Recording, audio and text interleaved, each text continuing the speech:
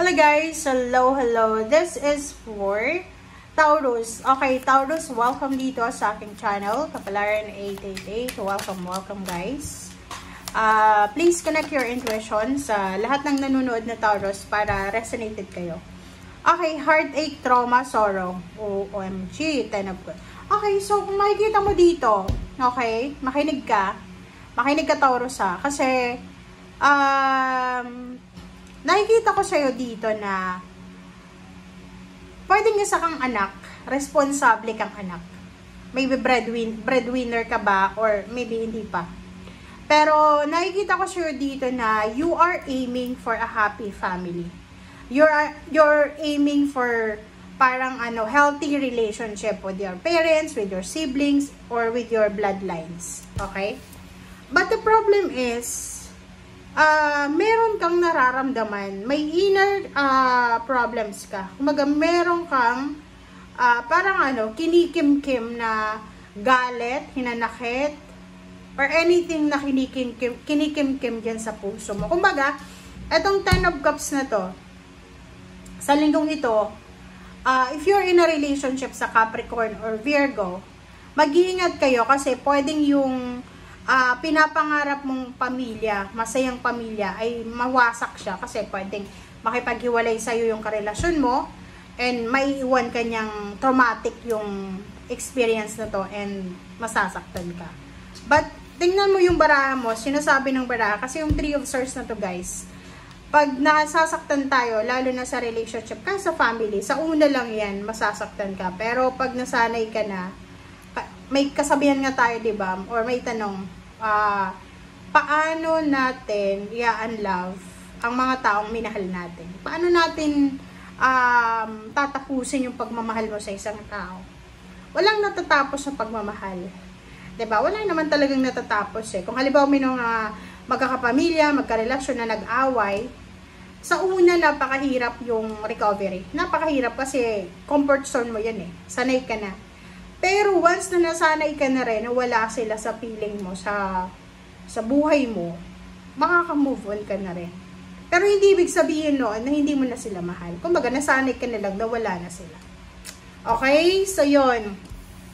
So, this is a warning. So, maybe you will be disappointed ng iyong pamilya, ng iyong parents, ng iyong siblings, or maybe ng karelasyon mo. So, ihanda mo yung sarili mo, prepare yourself kasi posibleng makaramdam ka ng unfairness sa loob ng pamilya, pwedeng sa magkakapatid, pwedeng magselos ka, or parang maramdaman mo na may favoritism sa pamilya.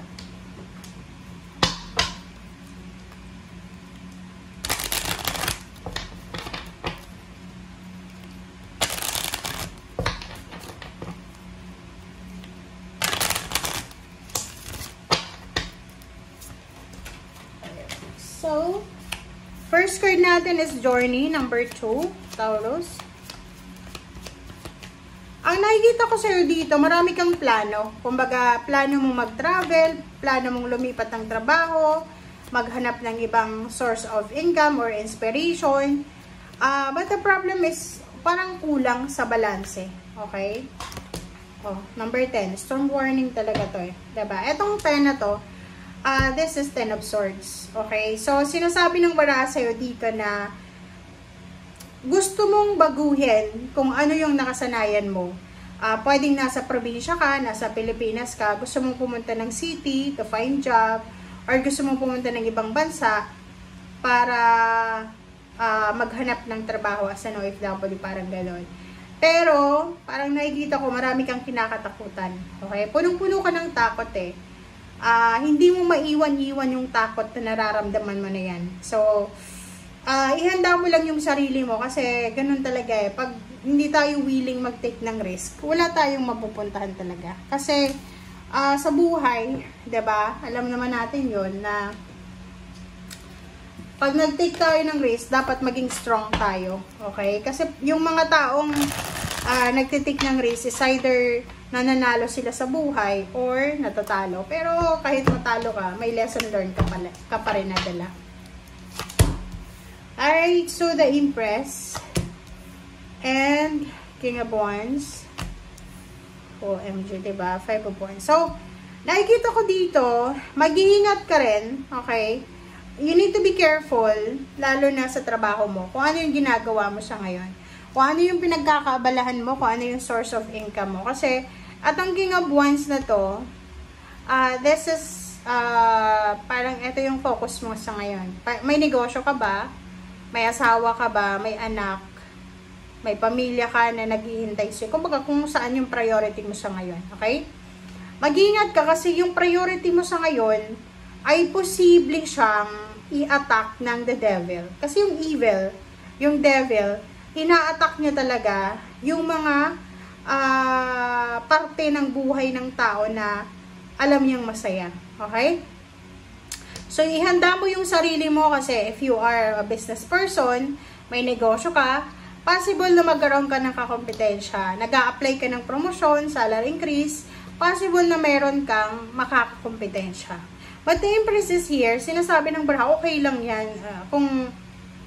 Kung kayo ay natatakot sa kompetensya, natatakot kayo sa kalaban, huwag kayong matakot kasi the Empress is here. Mawalan ka man ng trabaho, mawalan ka man ng relationship, nakawan ka man, there's an opportunity sa'yo dito para makapagsimula. Kumbaga, parte yan ng buhay. Yung mga betrayal na yan, yung mga backstabbing, yung mga panluloko, parte yan ng buhay. Okay? So, kung nakaranas ka ng ganyan, huwag kang mawala ng pag-asa because the Empress is here. So, pag nandyan yung Empress, sinasabihan tayo niyan na, okay lang yan. Okay? Everyday is a blessing. Everyday may pagkakataon ka na makapagsimula ulit, ma-inspire. Everyday may pagkakataon ka na matuto ulit or everyday may pagkakataon ka para makasurvive. Alright? So, 2 of Pentacles. Reverse the Hangman. O, diba?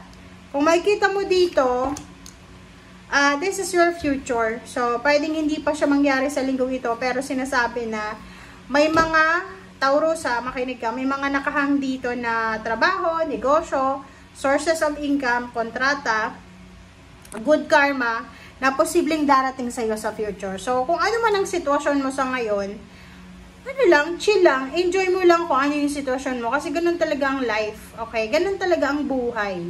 So, kung ano yung nangyayari sa iyo, i-enjoy mo na yan, and focus tayo sa future. Kung ano yung parating, yun na yun. Kung ano yung nangyayari sa ngayon, enjoy mo na yung journey mo. Okay? Basta yung sinasabi ng Baraha sa'yo na palagi kang dapat handa. Kasi yung future mo nagsasabi dito na makakatanggap ka ng good karma.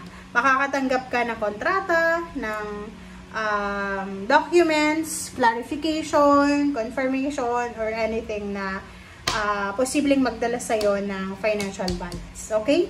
So, thank you guys for watching and see you again. Bye!